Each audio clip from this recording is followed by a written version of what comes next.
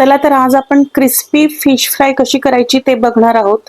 चवीला तर फारच अप्रतिम अशी लागते आणि तुम्हाला नक्कीच आवडेल। हाय हॅलो नमस्कार, मी मधुरा सावजी किचन मध्ये तुम्हा सर्वांचं अगदी मनापासून स्वागत। तर आज तुम्हाला मी कुरकुरीत फिश फ्राय कशी करायची ते सांगणार आहे। याआधी मी तवा फिश फ्राय कशी करायची ते सांगितलेलं आहे आणि तुम्ही माझ्या चॅनलवर जाऊन बघू शकता। तुम्ही जर या पद्धतीने फिश फ्राय केलं तर खूप जास्त कुरकुरीत होईल आणि त्याच्यावरचं कोटिंगही निघणार नाही आणि त्यासाठी मी भरपूर टिप्सही देणार आहे। तर व्हिडिओ शेवटपर्यंत बघा। तुम्ही जर माझ्या चॅनलवर नवीन असाल तर चॅनलला पटकन सबस्क्राइब करा। माझे व्हिडिओ जर तुम्हाला आवडत असेल तर एक लाईक नक्कीच करा आणि चला तर बघा, आता वेळ न घालवता पटकन रेसिपीला सुरुवात करूया। तर इथे मी ही फिश घेतलेली आहे आणि इथे तुम्ही तुमच्या आवडीची फिश घेऊ शकता। तुम्ही रोहू घेऊ शकता, सुरमई घेऊ शकता। मी इथे ही कटरना घेतलेली आहे, आमच्या इकडे मिळते ही, त्यात काटे जास्त नसतात। फिश मी इथे 3 ते 4 पाण्याने स्वच्छ धुवून घेतलेली आहे। आता याला आपल्याला मॅरिनेट करायचं आहे, तर त्यासाठी आपल्याला इथे एक मसाला तयार करायचा आहे। त्यासाठी आपल्याला इथे लागणार आहे 1 चमचा आलं लसूण पेस्ट, 1 चमचा धने पावडर, 1 चमचा तिखट, पाव चमचा हळद, चवीनुसार मीठ। त्यानंतर आपल्याला इथे लागणार आहे अर्धा चमचा गरम मसाला, काळा मसाला पाव चमचा आणि चाट मसाला घालायचा आहे आपल्याला। तर मी इथे चाट मसाला 1 चमचा घेतलेला आहे आणि सोबतच 1 लिंबाचा रस आपल्याला याच्यामध्ये घालून घ्यायचा आहे। तर चाट मसाला स्किप नका करू, नक्की घाला, कारण त्यामुळे याला चव खूप छान येते आणि अगदी घरच्या मसाल्यातच हे फिश फ्राय बनवून तयार होतं। याच्यामध्ये आपल्याला बाहेरून मसाला आणून मॅरिनेट वगैरे करण्याची काही गरज नाहीये। तर आता याच्यामध्ये मी अगदी थोडंसं तेल घातलेलं आहे, 1 टेबलस्पून इतकं, आणि आता हे आपल्याला छान मिक्स करून घ्यायचं आहे। सोबतच थोडीशी कोथिंबीर घालायची आणि याला पुन्हा एकदा मिक्स करून घ्यायचं आणि आता हा मसाला आपल्याला या फिशला व्यवस्थित लावून घ्यायचा आहे। तर व्हिडिओत दाखवल्याप्रमाणे आपल्याला अशा पद्धतीने हा सर्व मसाला या फिशला अशा पद्धतीने लावून घ्यायचा आहे। व्यवस्थित लावायचा सर्व बाजूंनी, म्हणजे फिश छान मॅरिनेट होते आणि हे मसाले फिश मध्ये आतपर्यंत जातात आणि फिश फ्रायला चव खूप छान येते। मार्केटमध्ये फिश फ्रायचा मसाला सुद्धा मिळतो, पण त्या मसाल्यापेक्षा तुम्ही या पद्धतीने असा मसाला तयार करून ही फिश फ्राय एकदा तयार करून बघा, तुम्हाला नक्कीच आवडेल। तर आता इथे मी अशा प्रकारे संपूर्ण या फिशला मसाला लावून घेतलेला आहे। आता माझ्याकडे जास्त वेळ आहे म्हणून मी याला फ्रीज मध्ये 2-3 तास ठेवणार आहे।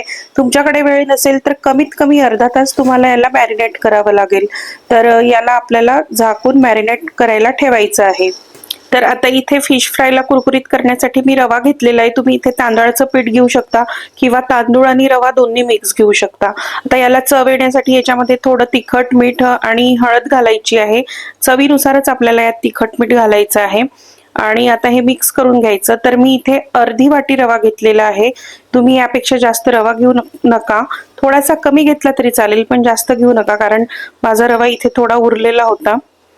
तर आता याच्यामध्ये आपल्याला हे मॅरिनेट झालेले पीसेस छान कोट करायचे आहे। मी याला फ्रीज मध्ये ठेवलं होतं, आता फ्रीज मधून काढलेलं आहे आणि 2-3 तास मी याला मॅरिनेट करून ठेवलेलं आहे।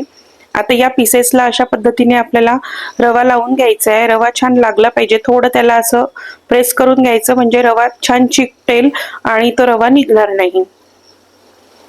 तर अशा पद्धतीने मी इथे या फिशेसला हा रवा कोट करून घेतलेला आहे। आता आपल्याला तेल गरम करायचं आहे आणि तोपर्यंत 2 मिनिटं आपल्याला हे असंच ठेवायचं आहे, म्हणजे ते अजून छान सेट होईल। आता इथे मी एक लोखंडाचा तवा घेतलेला आहे आणि शक्यतोवर हे फिश फ्राय आपल्याला लोखंडाच्याच पॅनवर करायचं आहे। तुम्ही नॉनस्टिक वर करू शकता, पण लोखंडाच्या तव्यावर केल्यानंतर जी टेस्ट येते ती खूप छान येते। आता इथे तेल छान गरम झालेलं आहे। तेल आपल्याला याच्यासाठी कडकडीतच हवं आहे, हलक्या गरम तेलामध्ये आपल्याला ही फिश फ्राय करायची नाही आहे, नाहीतर ती जास्त क्रिस्पी होणार नाही। तर अशा पद्धतीने मी ही फिश या तेलामध्ये सोडलेली आहे आणि आता याला आपल्याला 2-2 मिनिटं दोन्ही बाजूनी शिजू द्यायचं आहे। मीडियम फ्लेमवरच आपल्याला ही प्रोसेस करायची आहे। शिजायला जास्त वेळ लागत नाही, फिश लवकरच शिजते, म्हणून 1.5 ते 2 मिनिट एका साईडला सफिशियंट आहे, त्यापेक्षा जास्त शिजवण्याची सुद्धा गरज नाहीये आणि म्हणूनच मीडियम फ्लेमवर करायचं, म्हणजे 1.5 ते 2 मिनिटात एक साईड छान क्रिस्पी सुद्धा होतो। आणि जर तुम्ही स्लो फ्लेमवर कराल तर याला लावलेला जो रवा आहे तो निघून जाईल आणि जास्त कुरकुरीतही लागणार नाही। तर आता इथे एक साइड झालेला आहे। आता याला अशा पद्धतीने आपल्याला पलटी करून घ्यायचं आहे आणि दुसऱ्या साइडने सुद्धा आपल्याला 1.5 ते 2 मिनिटं मीडियम फ्लेमवर शिजू द्यायचं आहे। फिश फ्राय करण्यासाठी अशा पद्धतीचा खोलगट असा पॅन वापरायचा, म्हणजे फिश छान फ्राय करता येते। आता याची चव वाढवण्यासाठी मी यात घालणार आहे कढीपत्ता, आणि खरंच सांगते कढीपत्ता नक्की घाला, यामुळे ना या फिश फ्रायला खूप मस्त अशी चव येते। तर इथे मी एक साइड झाल्यानंतर कढीपत्ता घातलेला आहे, तुम्ही सुरुवातीला सुद्धा कढीपत्ता घालू शकता। आता दुसऱ्या साइडने सुद्धा 1.5 ते 2 मिनिटं मी याला फ्राय करून घेतलेला आहे आणि इथे आपली फिश फ्राय झालेली आहे। तर अशा पद्धतीने आपल्याला फिश फ्राय करून घ्यायची आहे आणि बघू शकता याला रंग सुद्धा खूप छान आलेला आहे। तर अशा पद्धतीने मी सर्व फिश फ्राय करून घेतलेले आहे। तर मी सांगितलेल्या टिप्स फॉलो करून तुम्ही जर ही फिश फ्राय केली तर नक्कीच खूप कुरकुरीत होईल आणि चवीला सुद्धा अप्रतिम होईल। आणि याच्यामध्ये तुम्ही चाट मसाला आणि कढीपत्ता यूज करायला नक्की विसरू नका, त्यामुळे खूप छान टेस्ट येतो याला। आणि अशा पद्धतीने याचं तेल निथळून घ्यायचं, म्हणजे जास्त ऑइली सुद्धा होत नाही आणि कमीत कमी तेलामध्ये या बनवून होतात। जर तुम्हाला याच्याही पेक्षा कमी तेलामध्ये फिश फ्राय कशी करायची ते हवं असेल तर त्यासाठी तुम्ही माझा तवा फिश फ्रायचा व्हिडिओ माझ्या चॅनलवर नक्कीच बघा। तर अशा पद्धतीने मी संपूर्ण फिश फ्राय करून घेतलेले आहेत आणि खूप छान क्रिस्पी झालेले आहेत। तुम्ही बघू शकता, आवाजावरून तुमच्या लक्षात आलंच असेल। आणि आता मी तुम्हाला तोडून दाखवते, तुम्ही बघू शकता इथे आतून सुद्धा मस्त अशी शिजलेली आहे आणि खूप छान झालेली आहे।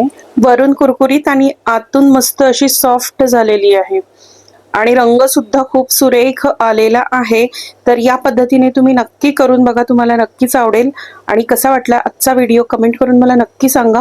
व्हिडिओ आवडला असेल तर व्हिडिओला एक लाईक नक्कीच करा, कमेंट करा, शेअर करा। फेसबुकवर पाहत असाल तर फेसबुक पेजला फॉलो करत राहा। भेटत राहू अशाच नवीन नवीन रेसिपीज सोबत। तोपर्यंत बाय, धन्यवाद।